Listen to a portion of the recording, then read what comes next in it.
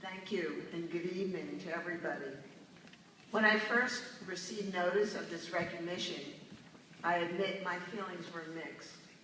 It's a lovely honor, a special honor to share with all these people, but one received at a time when my golf game was at a slow decline, and my memory of my best years was beginning to dim. However, I have always felt that there is a higher force at work in life, and certainly in golf, particularly in competition. I'm here to recommend to all of you, sign up or accept or feel the pressure of an invitation to be recognized, and you too can turn back the clock. Maybe it was revisiting the clippings when our local newspaper recognized women's golf, or searching my piles of photos and memorabilia from special tournaments like the Maccabi Games in Israel, or just the internal spark that somehow I needed to be worthy of this honor all over again. All of the above, and a new driver, let's see, a new putter, I had some new irons, and a new attitude has definitely rebooted my game. So my warmest thanks to the nominating committee, to the committee that put this on.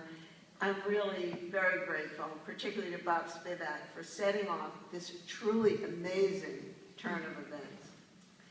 So revisiting, actually it's 50 years of a golf career, I was reminded of some early challenges. I didn't always enjoy competition. Recognizing that, I set out to make golf more joyful.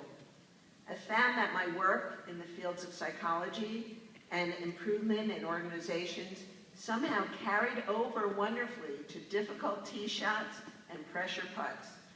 I learned that no matter what we do, how many times we practice, there will always be variation. And that on the course, if I can only focus on one thing, I'd be better off, focus on the next shot. And that as much as I tried, ultimately, I was really not in total control of winning. I was hooked, however, by the promise of constant learning and improvement.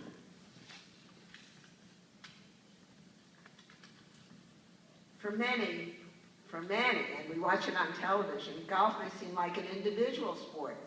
But for me, perhaps because I'm vertically challenged, or because I have found the best partners and teammates along the way, golf has been, at its best, a team experience. Tonight, I am surrounded by the incredible women who have brought me so much joy over the years, on and off the course, preparing and actually playing at the highest level of competition, constantly finding better ways to chip it close, to make the four-footers, to stay focused, and to win for each other and the team. And for all those years, it never bothered one of them that they were out hitting me by 40 yards. Thank you, guys. So thank you, first, to the golf champions who have blessed me with their friendship and who are here tonight. To Jen Albert for over 40 years of golf, friendship, and conversations at the highest level. And to Bonnie George, who kept me hearty and joyful on our way to winning the gold medal in Israel for sleeping out on the Maccabiah on the ground, etc. Thank you, Bonnie. So, as we know, both Jana and Bonnie are past honorees, and I really am so honored to be joining them. So to Bonnie's mom, who is in Israel with us, who's here tonight, Bobby Rose, age 97, still working on her short game and inspiring all of us. Truly so beautiful. So to Nancy Porter for a special friendship on and off the course.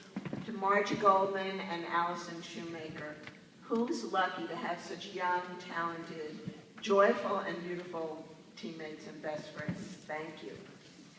So, and also I have other favorite golf partners here who have coached me, who have seen me through hard times and good times, and people, very best friends who are here who never played golf but are willing to listen to my golf stories.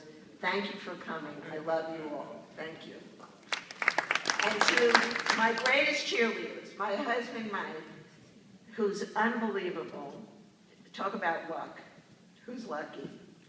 And my son Steve, who's the real golf talent in my family. And our daughter Lisa, and their spouses Jan and Glenn. Thanks to you all for sharing so generously my love of this game. And I just, to share, Friday, Mike and I were out playing with Steve, and it was like joy all over again, and it's just terrific. So golf has given me so many gifts in my life. For example, golf is a great stage for developing personal philosophy. Early on, I have an Aunt Rose who's 97, still following my golf stories, and she told me, you know what, Bonnie? You can always make a bet, but you can't always play golf. And another personal favorite, celebrate the good shots and the good times, because the tough times, unplayable lives, the bad bounces, they are always bound to come.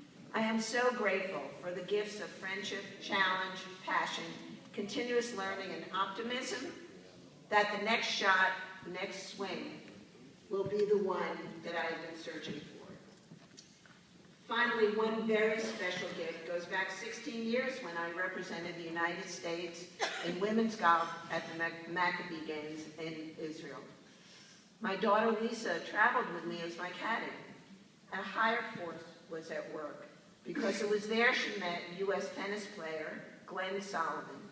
16 years later, Grandma Bonbon and Papa Mike get to share the practice tee with Toby and Samantha Solomon, as well as our wonderful grandsons, John and Andrew Kay.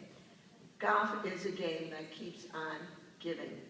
So tonight, I just say, wow. Wow, look at this honor for a lifetime of devotion to a game I love, surrounded by my family and friends whom I love. It's been a special privilege to play this game, to recognize its magic in my life, and to share it with all of you tonight. Thank you.